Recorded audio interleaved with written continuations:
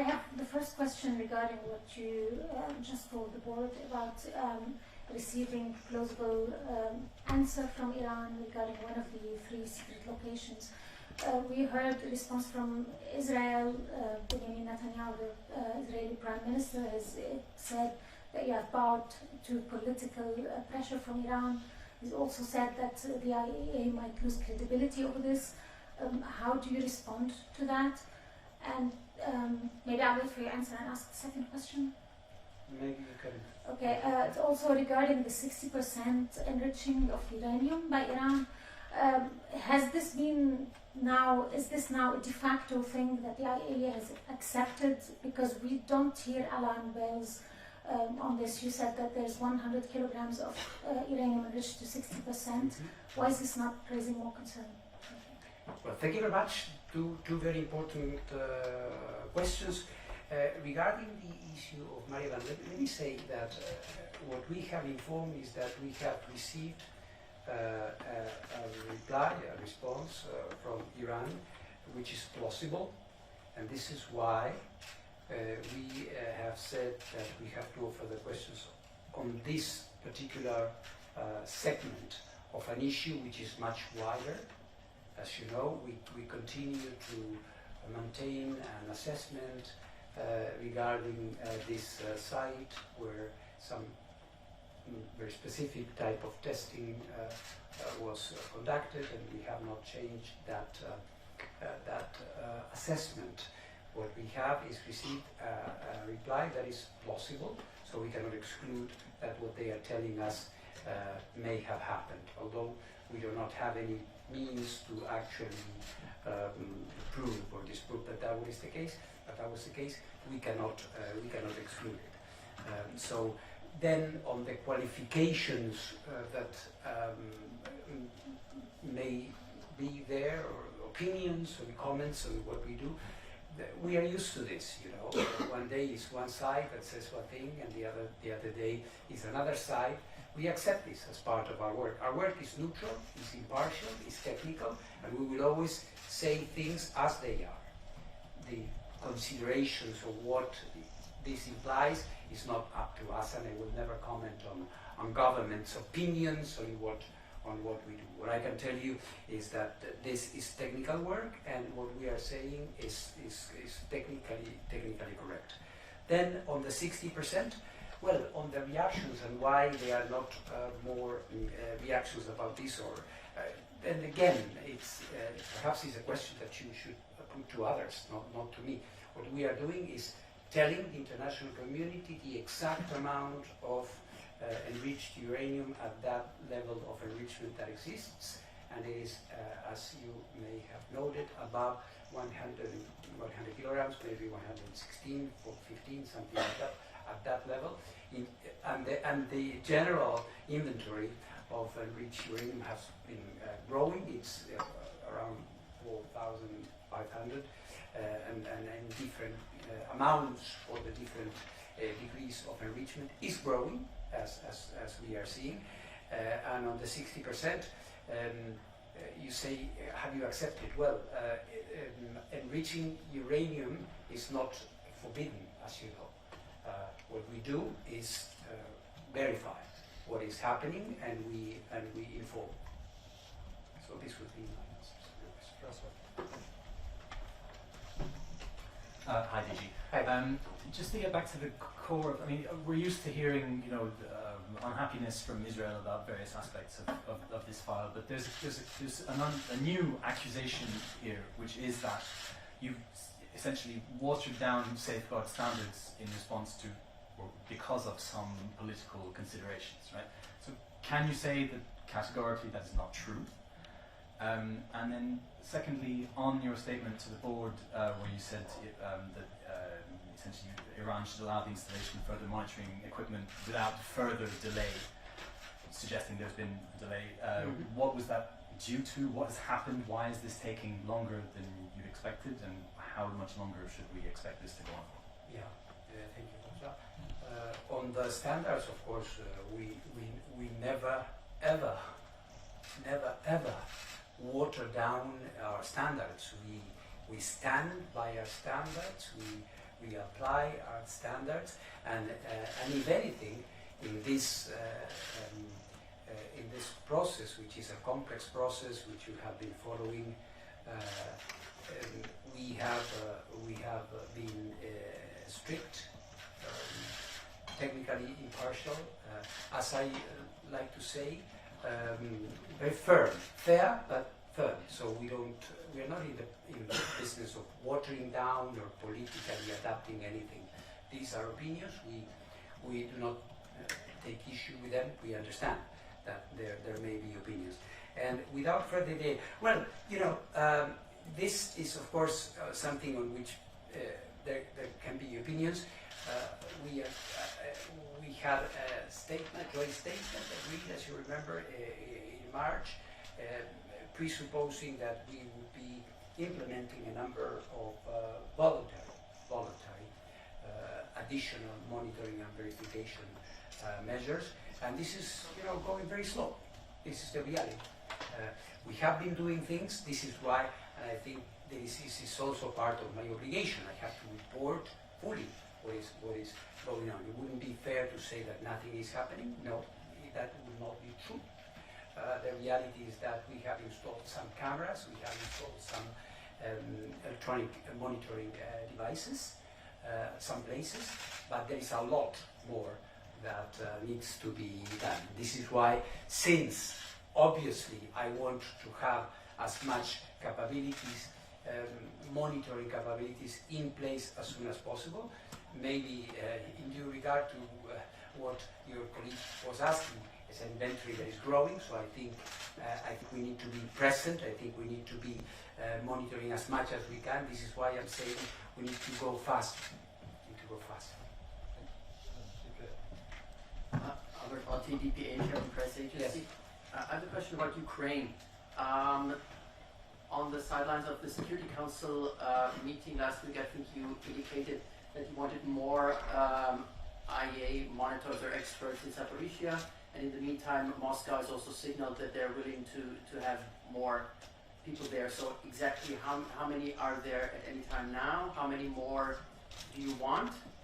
And additional question on that is, as part of your 5 points, you said that one of the 5 points is that there should be no military personnel that can carry out attacks in the plant. Mm-hmm. So how are IAEA experts equipped to monitor that? Thank you very much for the question, Albert. On the issue of the number of experts, this may vary.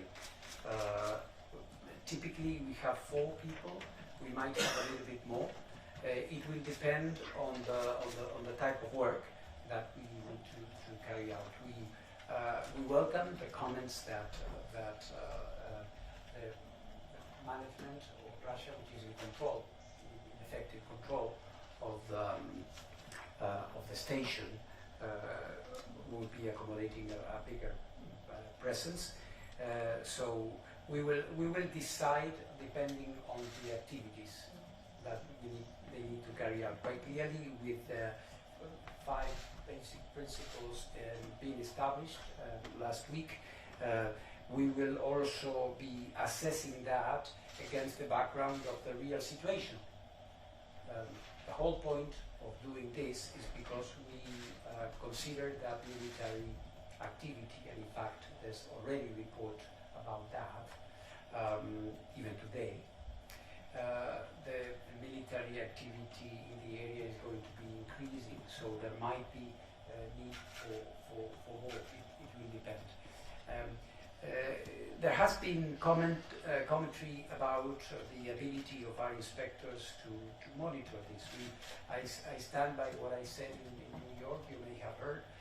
Our experts are perfectly capable of observing and reporting on the issues described in these basic principles. And with regards to the military presence, of course, we were careful in drafting this and in consulting, because these points have been consulted with the 2 sides,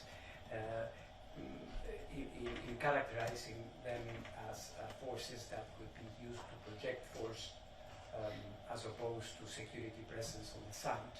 So that can give you an idea of what we have in mind. Thank you very much. Yes, Johannes Beschberger for CGTN. Regarding Japan's plans to release wastewater at Fukushima into the ocean, are there any new concerns, and how is the IAEA ensuring safety in the Pacific? Well, the concerns that exist, there are countries in the region that have expressed concerns about this plan, and we have been carrying out a very detailed and meticulous process of preparing a number of reports, and my final comprehensive report is going to be, I hope, completed in a few weeks. We just issued another one, so each one of our reports is public, so you may have an idea of what we have been doing. Of course, as the date of final decision and perhaps start of a possible campaign of controlled discharge of this water approaches, the level of interest, concern, and perhaps even political discussion, as we are seeing at the water governors, increases. There is nothing new specifically on the technical level. We are carrying out our activities as planned. Thank you. Hello, my name is Stephanie Lichtenstein. I'm a freelancer today reporting for the Associated Press. Sorry to be asking two different questions, one on Ukraine. In case I misunderstood you, you do not have a clear idea yet at what point the number of monitors at ZNPP will be increased. Is that correct, my understanding? And my second question is about the reinstalled monitoring equipment, the ones that you have actually managed to reinstall. Do you have access as of now to that data, or an agreement at what point you will have access to that data? Yeah. Thank you. Thank you very much, Stephanie, for the two questions. On the at what point, in general, there is my idea is to reinforce ISAMS, because ISAMS will have now a wider mission, if you want. So there may be a need to reinforce the teams. The moment is not so relevant. It may be with the next rotation or with the following one. I don't consider this as a point of substantive relevance. Second, on the reinstallment of equipment and the access to the information, it's a very good point, and this is something I have raised with my Iranian counterparts. Of course, the reinstallment of the equipment is very important, having cameras that were removed or disconnected, all the electronic monitoring devices that we may have to control and to check the enrichment levels and activity is very, very important. But it is obvious that there has been an important gap in the information, and I would characterize this as two types of gaps. In the first place, you may remember the issue is a bit complex and intricate, but it's like that. We had an arrangement as a result of one of my trips to Tehran in February 2021, when we decided that we would have all these systems, but the information itself would be kept in a very complex, convoluted way under our seals, but without us having access to that information. That is one thing, because we never had access to that information. That information, when Iran decided last summer to disconnect these systems, etc., well, it remained there. And then there is the gap, I would say. There's a gap from that point to now, where we don't have cameras, we haven't had anything. So no information, no cameras, nothing. So well, all we are saying, and I think this is common sense, basically. All right, we reconnect the cameras, and we have the systems again. But in order for us to be able to reconstruct the whole picture, we need to sit down with Iran and have some way to reconstruct the jigsaw puzzle. And there may be parts that are going to be a bit more difficult because in some for this first gap, as I described it, we have the footage, so it's easier for our people to do that. But for the second part, from June 2022 to June 2023, then it's a matter that will require some other type of consultation, access to records, talking to people, making some projections, etc., etc. So in the end, we can reconstruct the picture and say, well, in this period, our gross estimate is that such and such amount of rollers and bellows, etc., have been manufactured. I hope it's understandable. If it's not, I'm sorry. I can try again. Thank you.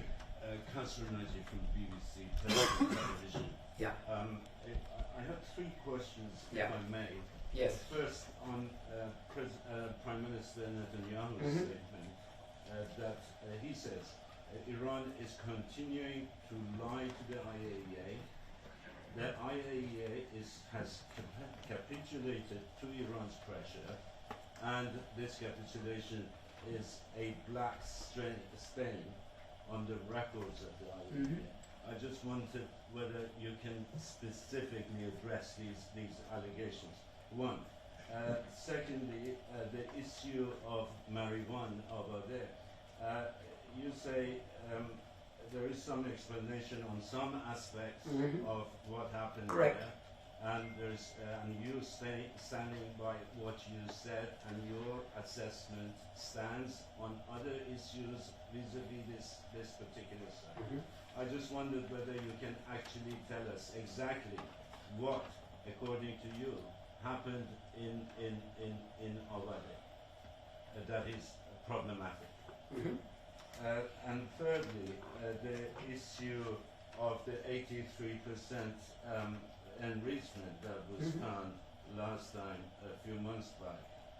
Are you satisfied that this was an accidental thing or a normal sort of a thing in the process, or was it more than that? Can you specify that, please? Yes. Thank you. Thank you very much.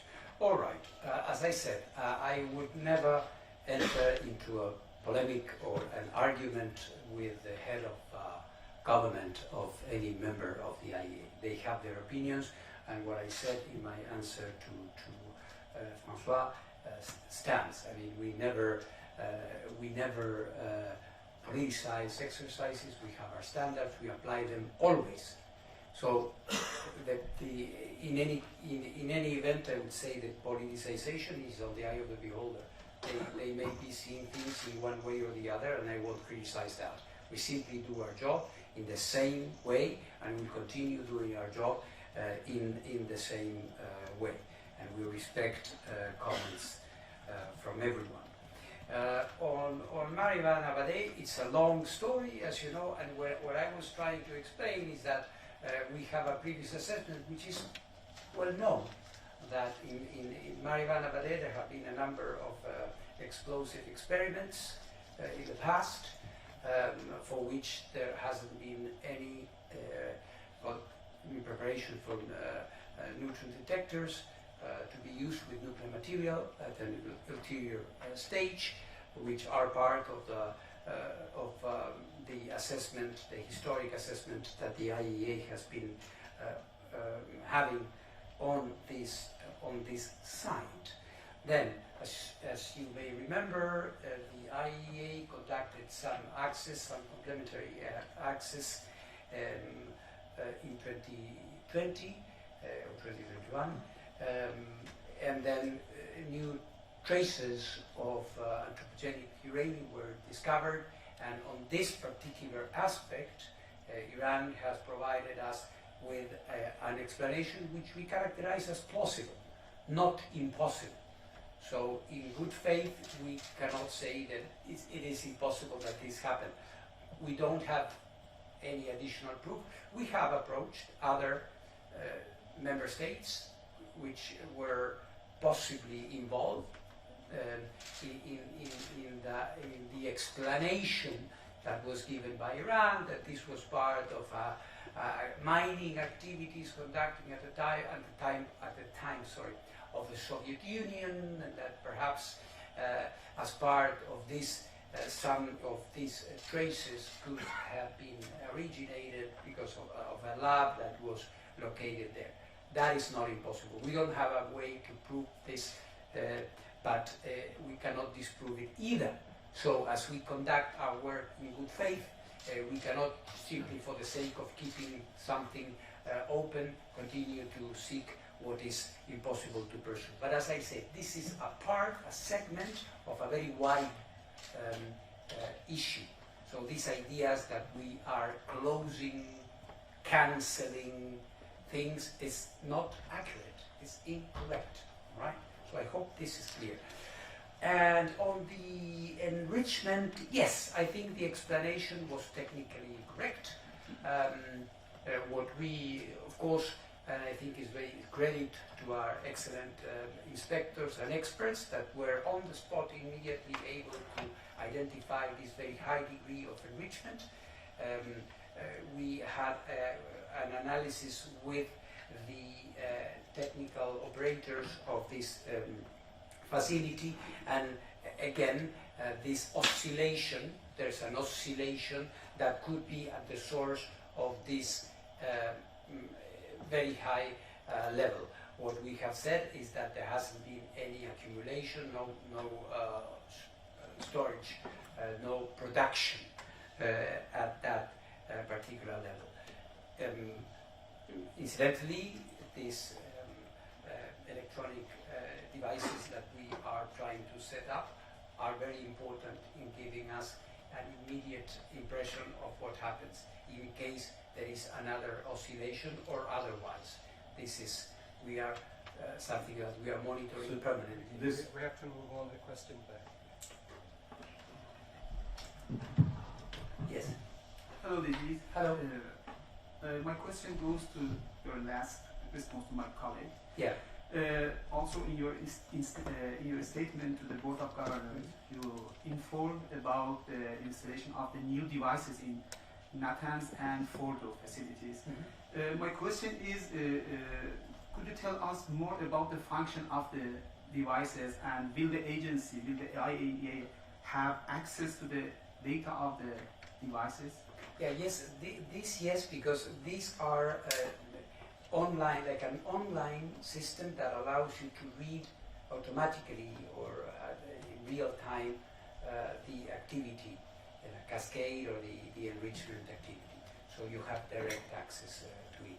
And I think it is something that works well because it's also in the interest of Iran that we have a clear view, so there is no doubt of what is happening. In any case, we would be able, even in the absence of this, I want to say, in the absence of these systems, devices, we would be able, as we did when we found this 83.4, we would be able to do it, but this provides us with a more reliable, immediate source of information. Thank you.